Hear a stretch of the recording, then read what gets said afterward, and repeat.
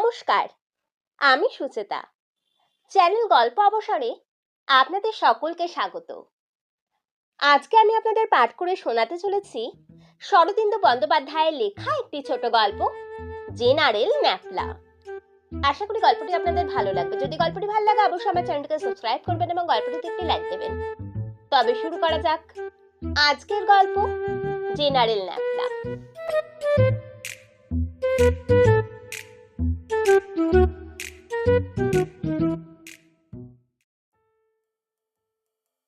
খ্যাংরা কাঠির আগায় একটি আলু বিঁধে গেলে যেরকম দেখতে হয়, নেপালের চেহারাটি ছিল ঠিক সেই রকম। স্কুল শুদ্ধ ছেলে তাকে প্রথমে ন্যাপলা বলে ডাকতো, কিন্তু পরে সে নাম বদলে গিয়েছিল। নেপাল স্কুলের নিচু ক্লাসে পড়তো। তার বয়স ছিল 10 কি 11 বছর, কিন্তু ভারী রোগা বলে তার বয়স আরো কম মনে হতো।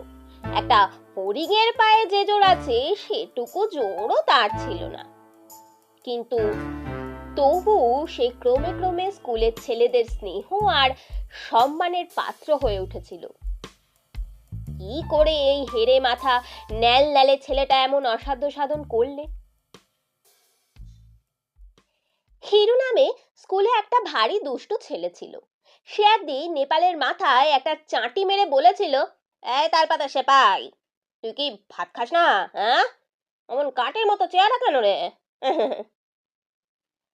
হিরোর গায়ে জোর বেশি। নেপাল কোনো উত্তর দেয়নি।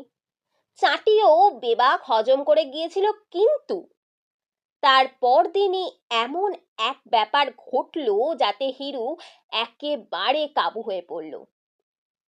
হিরু মাস্টারদের চেহারা বর্ণনা করে কবিতা লিখতো আর লুকিয়ে লুকিয়ে ছেলেদের পড়ে শোনাতো।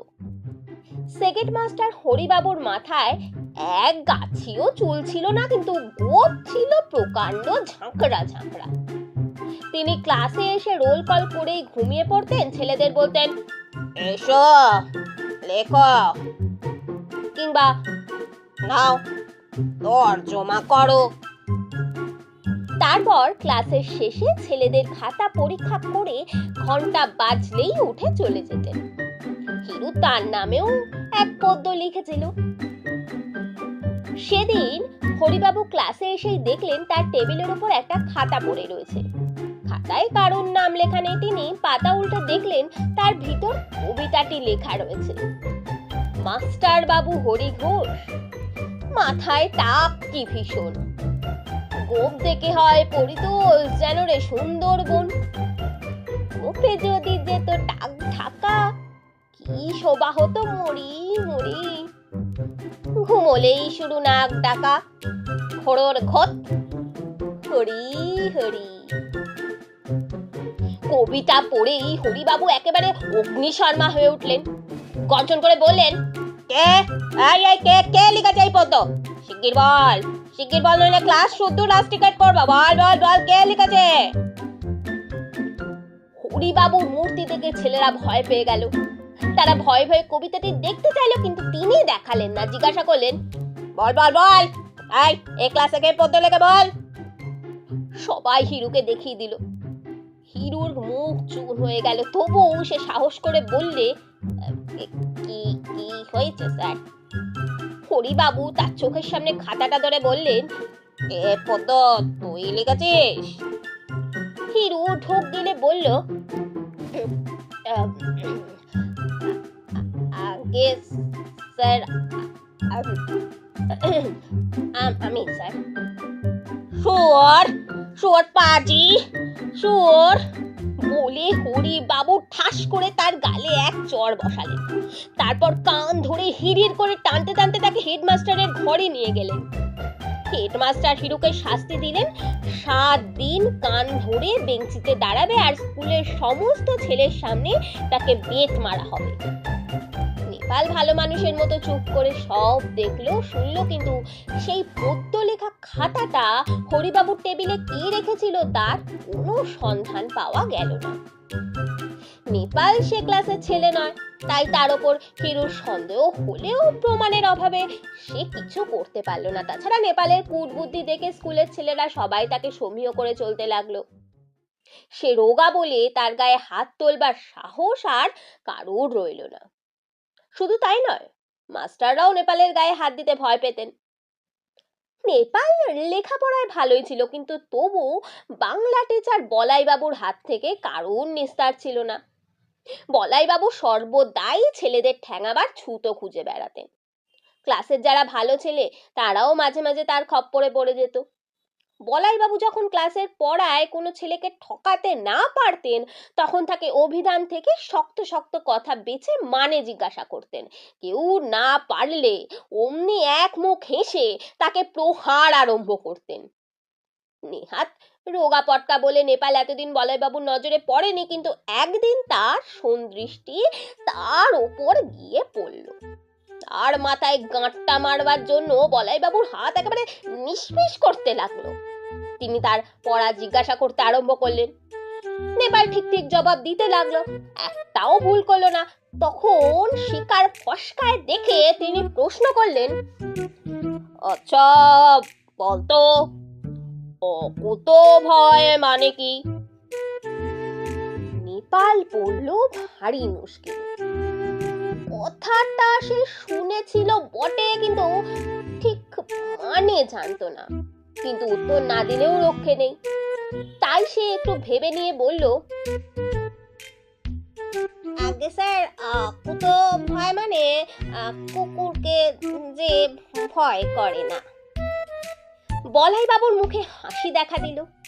তিনি বললেন, ঠিক বলেছিস, এদিকে আয়, এদিকে আয় দেখি।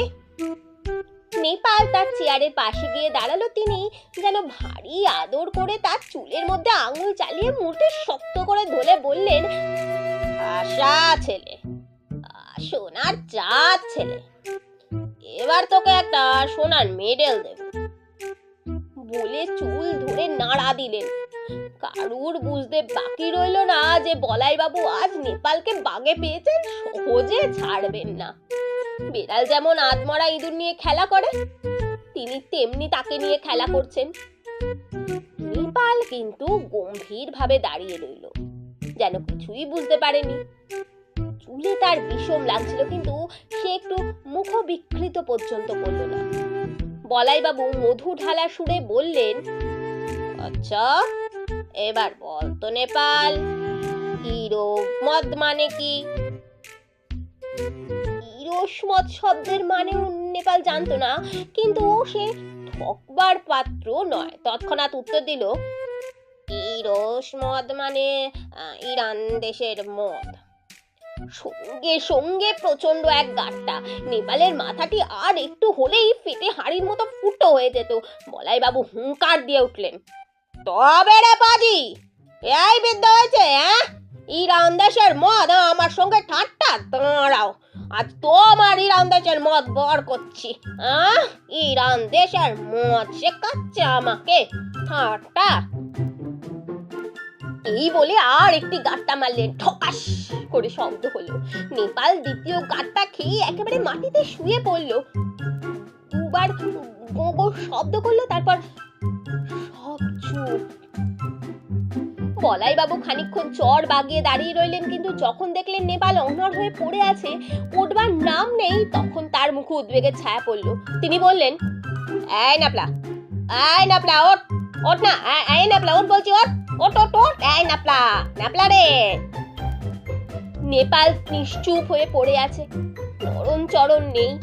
ক্লাসের ছেলেরা তাকে ঘিরে দাঁড়িয়েছিল। একজন বলল, স্যার, স্যার কোথায় মরে গেছে স্যার। বলাইবাবু ধমক দিয়ে বললেন, চুপ কর, মরবে আবার কি? মরবে কি? গাঁটটা খেলে কেউ কখনো মরে নাকি? একটা ছেলে, সে কিছুক্ষণ আগে গাঁটটা খেয়েছিল, বলল, ও নিশ্চয়ই মরে গেছে স্যার। আপনার গাঁটটা কি সহজ স্যার? ওর মাথার খুলি ছেঁদা হয়ে গেছে স্যার। গেছে গেছে গেছে। বলাইবাবু একেবারে সাদা হয়ে গেলেন। নেপাল উপর হয়ে পড়েছিল, তাকে চিৎ করে দেখলে তার চোখ কপালে উঠে গেছে, দাঁতে দাঁত কপাটি। বলাইবাবু কাঁপতে কাঁপতে একটা ছেলেকে বললেন, ওরে ওরে যা শিগগির, যা যা যা যা, এক ঘটি জল জল দিয়ে যা যা যা রে, যা শিগগির যা, শিগগির যা, শিগগির যা, জল। ন্যাপলা রে, ন্যাপলা ন্যাপলা। ওদিকে আর একটা ছেলে হেডমাস্টারকে খবর দিকে ছুটেছিল। বলাই বাবু কি করেন, নেপালের দাঁত কপাটি ছাড়াবার চেষ্টা করতে লাগলেন, কিন্তু দাঁত কপাটি কিছুতেই ছাড়ানো যায় না। অনেক কষ্টে নেপালের মুখ একটু হাঁ হলো। বলাই বাবু তার মুখের মধ্যে আঙুল পুড়ে দিলেন। অমনি আবার দাঁত কপাটি, আর সে কি ভীষণ দাঁত কপাটি! বলাই বাবু তো প্রাণপণে চেঁচাতে লাগলেন, ওরে ওরে ছাড় ছাড় ন্যাপলা, আরে ন্যাপলা রে ছাড় রে, ওরে ওরে তোর, ওরে তোর কুষ্টের পায়ে পড়ি, ছাড় ন্যাপলা, মরে গেল, ছাড় ছাড় ন্যাপলা, ন্যাপলা ছাড়। কিন্তু নেপাল অচৈতন্য, বলাই বাবুর চিৎকার শুনতে পেল না। দাঁত কপাটির ঝোঁকে সে তার আঙুলে চিবোতে আরম্ভ করলো। এমন সময় হেডমাস্টার মশাই এসে উপস্থিত হলেন। নেপালের মাথায় জল ঢালা হতে লাগলো, কেউ তাকে বাতাজ করতে লাগলো। তারপর বহু কষ্টে অনেকক্ষণ পরে নেপালের জ্ঞান হলো। বলাই বাবু যখন তার মুখ থেকে আঙুল বের করলেন, তখন আঙুলটা ডাটা চচ্চড়ি সজনে ডাটার মতো ছিবড়ে হয়ে গেছে। সেই থেকে বলাই বাবু ছেলেদের গাঁটটা মারা ছেড়ে দিয়েছেন। অন্য মাস্টারেরাও কেউ নেপালের গায়ে হাত তোলেন না, কে জানে আবার যদি তার দাঁত কপাটি লাগে, বলা তো যায় না। কিন্তু আসল গল্পটা এখনো আরম্ভই করা হয়নি। নেপালের নাম কি করে জেনারেল ন্যাপলা হলো, তারপর সে কি করে নেপোলিয়ন বোনাপার্টি খেতাব পেল, সেই কথাই আজ বলবো। শহরে দুটো স্কুল ছিল, একটা টাউন স্কুল যাতে নেপাল পড়তো, আর একটা মিশন স্কুল। এই দুই স্কুলের ছেলেদের মধ্যে ঝগড়াঝাটি মারপিট লেগেই থাকতো। ফুটবল হকি খেলা নিয়ে তাদের চিরদিনের প্রতিদ্বন্দ্বিতা। তাই রাস্তায়, মাঠে, গঙ্গার ধারে কোথাও দুদল ছেলের দেখা হলেই প্রথমে কথা কাটাকাটি, তারপর মারামারি বেঁধে যেত। মারামারির জন্য সর্বদা তৈরি হয়ে দুপক্ষ রাস্তায় বেরোতো। দু পকেটে ঢিল ভরা থাকতো, আর হাতে থাকতো বেতের ছড়ি কিংবা খেজুরের ডাল। দূর থেকে প্রথমে ঢিল ছোড়াছুড়ি চলতো, তারপর পকেটের ঢিল ফুরিয়ে গেলে ক্রমশ দুই পক্ষ এগিয়ে এসে ছড়ি চালাতে আরম্ভ করতো। তাতেও যদি এক পক্ষ পৃষ্ঠ প্রদর্শন না করত, তখন হাতাহাতি, আঁচড়াআঁচড়ি, কামড়াকামড়ি করে যুদ্ধের অবসান হতো। কিন্তু দুঃখের বিষয়, নেপালের স্কুলের ছেলেরা এইসব খণ্ডযুদ্ধে বড় একটা জিততে পারতো না, প্রায়ই মার খেয়ে তাদের চম্পট দিতে হতো। তার কারণ মিশন স্কুলের ছেলেদের মধ্যে খুব বেশি একতা ছিল, আর ছিল তাদের মধ্যে কতকগুলি সাঁওতাল খ্রিস্টান ছেলে। তাদের গা এত শক্ত যে তারা ঢিল কিল গ্রাহ্য করতো না, একেবারে বাঘের মতো বিপক্ষদের মধ্যে পড়ে তাদের ছত্রভঙ্গ করে দিত। যা হোক, সুখের কথা এই যে বারবার হেরে গিয়েও টাউন স্কুলের ছেলেরা দমে যায়নি, সমানভাবে যুদ্ধ চালিয়ে আসছে।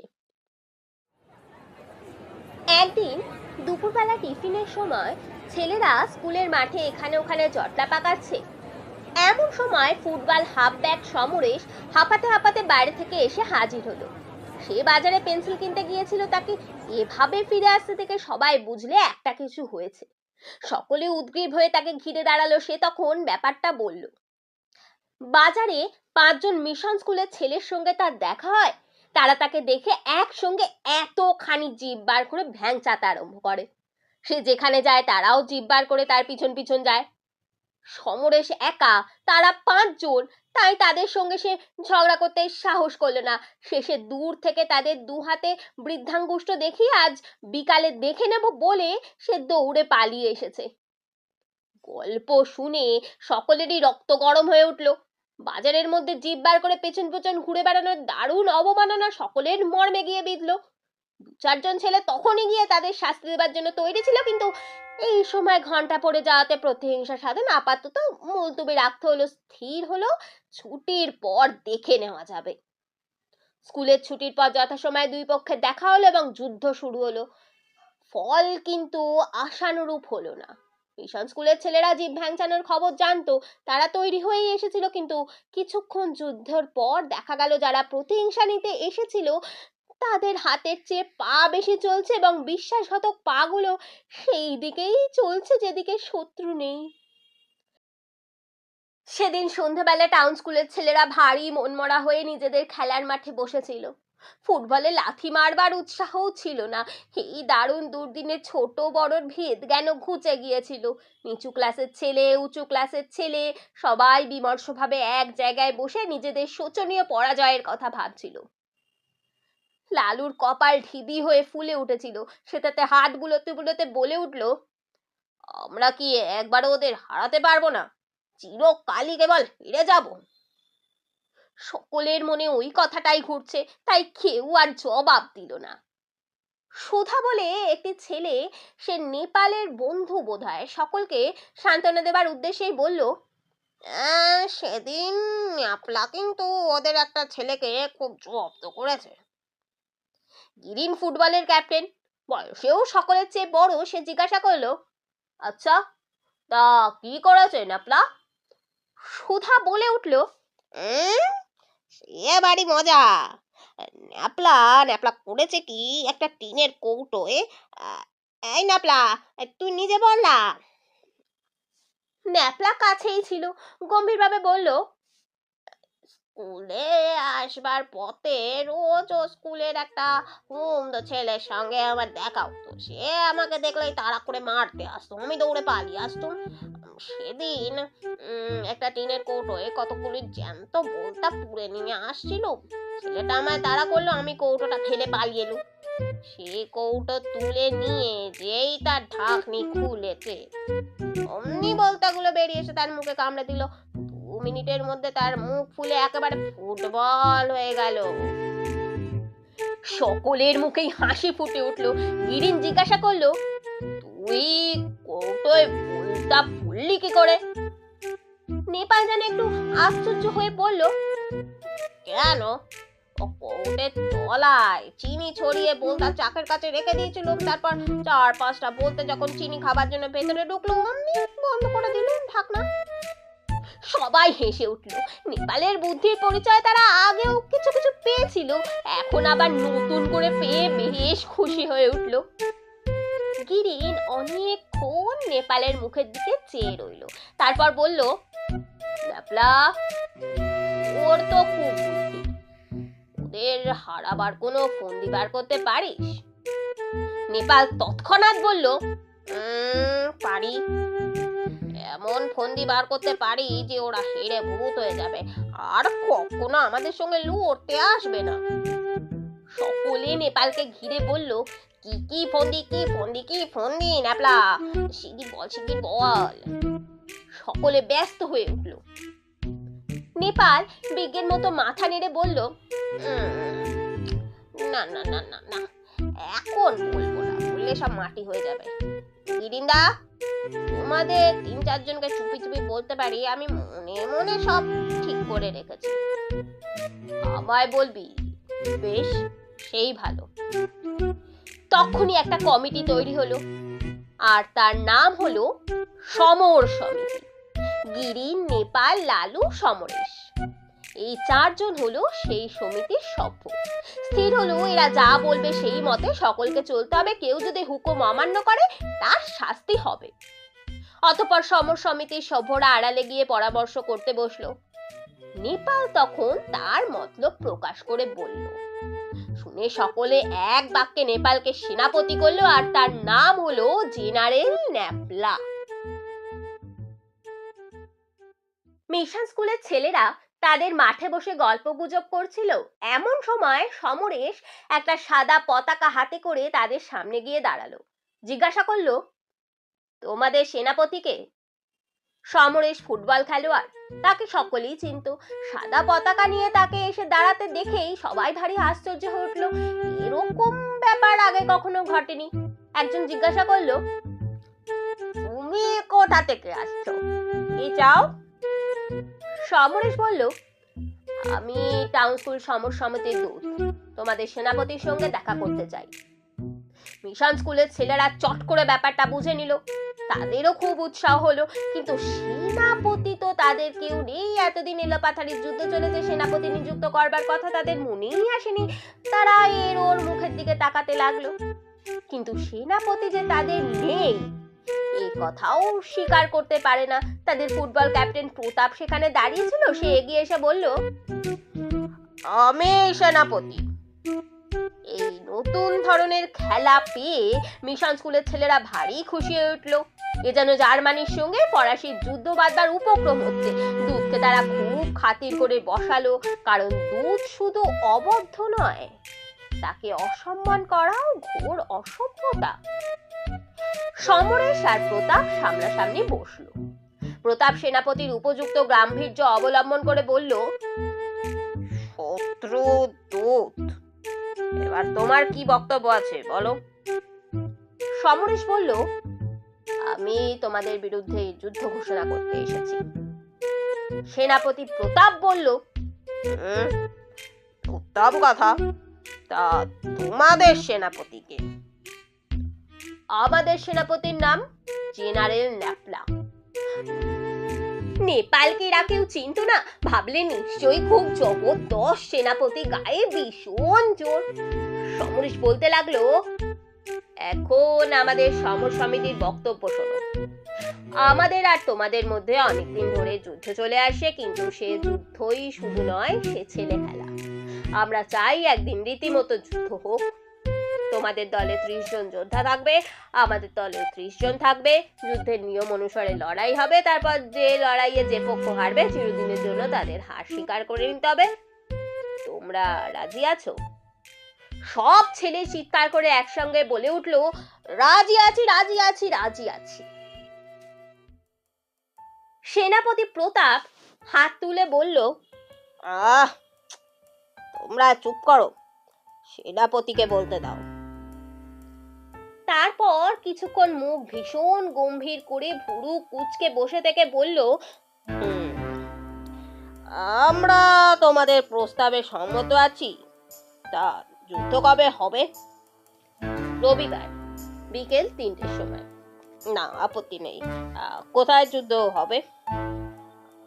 আমরা স্থির করেছি গঙ্গার ধারে পশ্চিম দিকে যে বালির চড়া আছে সেইখানেই যুদ্ধ হবে, কারণ সেখানে ও সময় বাইরের লোক কেউ থাকবে না। কিন্তু তোমরা যদি অন্য কোথাও লড়তে চাও তোমাদের, তো আমাদের আপত্তি নেই। না না না, চড়াতেই যুদ্ধ হবে, সেই উপযুক্ত স্থান। কিন্তু হার জিত কি করে বিচার হবে? যুদ্ধক্ষেত্রে দুদিকে দুটো কাশের ঝোপ আছে, তাদের মাঝখানে যুদ্ধ হবে। যে দল কাশের সীমানা পার হয়ে পালিয়ে যাবে তাদেরই হার। রাজি আছো? প্রতাপ দাঁড়িয়ে উঠে বলল, রাজি আছি। রবিবার বেলা 3টের সময় যুদ্ধক্ষেত্র প্রস্তুত থেকো। হর হর মহাদেব। সমরেশ যুদ্ধ নিনাদ শিখে এসেছিল, সেও পতাকা তুলে ধরে বলল, জয় চামুণ্ডে।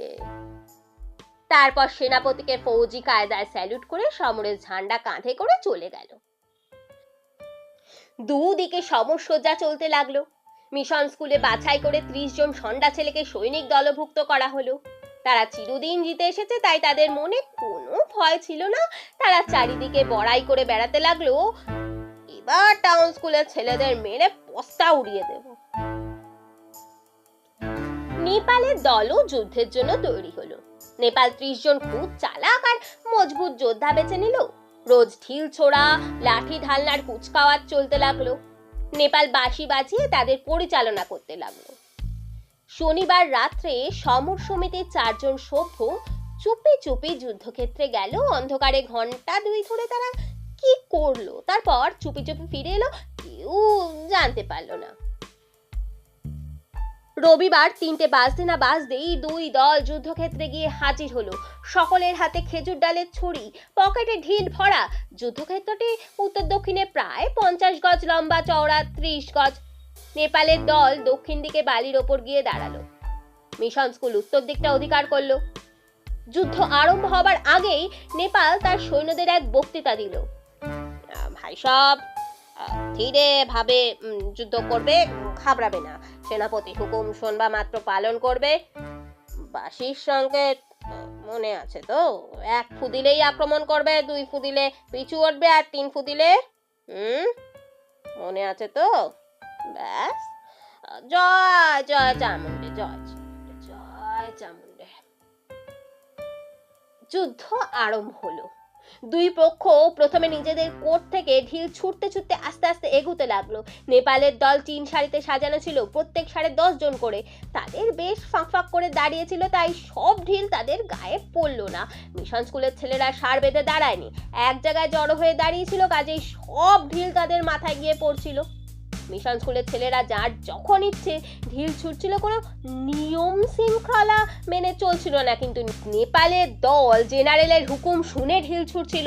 নেপাল হুকুম দিচ্ছিল, ফার্স্ট র্যাঙ্ক ফায়ার।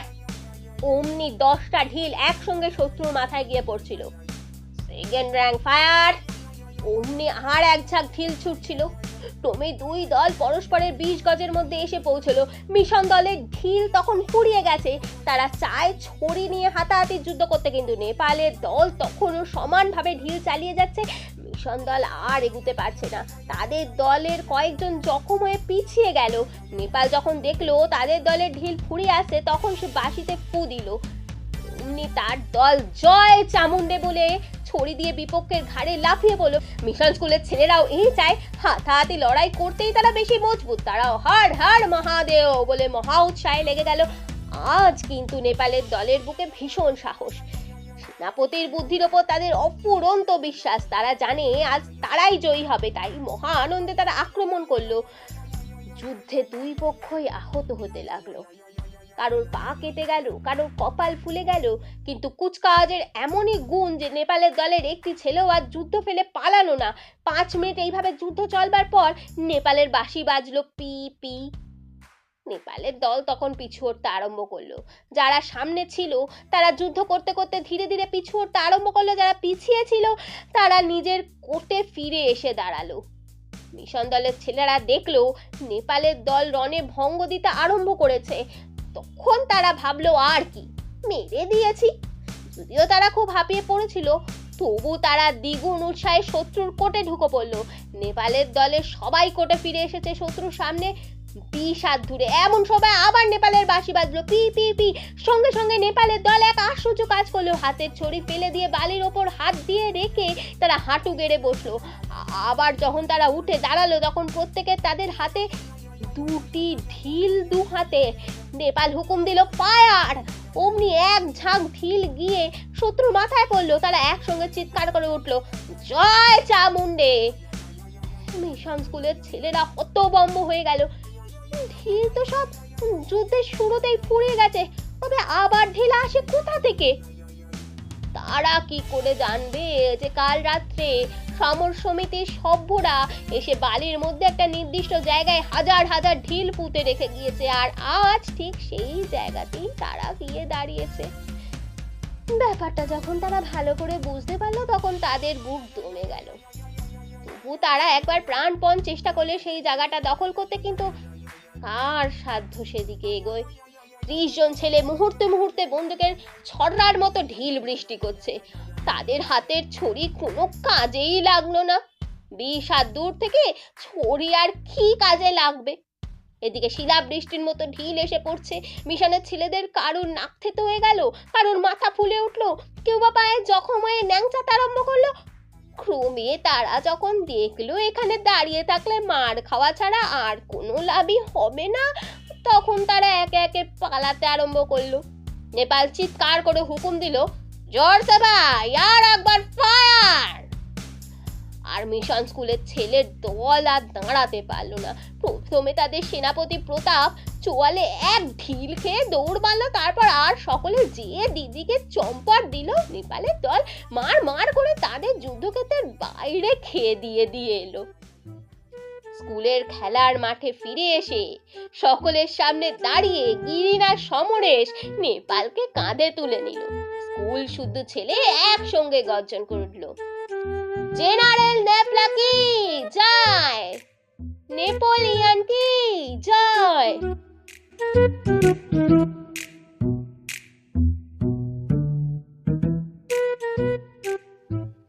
ধন্যবাদ। শেষ হলো আজকের ছোট গল্প জেনারেল ন্যাপলা। আশা করি গল্পটি আপনাদের ভালো লেগেছে। যদি গল্পটি ভালো লাগে অবশ্যই আমার চ্যানেলটিকে সাবস্ক্রাইব করবেন এবং গল্পটিতে একটি লাইক দেবেন এবং কমেন্টে অবশ্যই জানাবেন গল্পটি আপনাদের কেমন লাগলো। নমস্কার।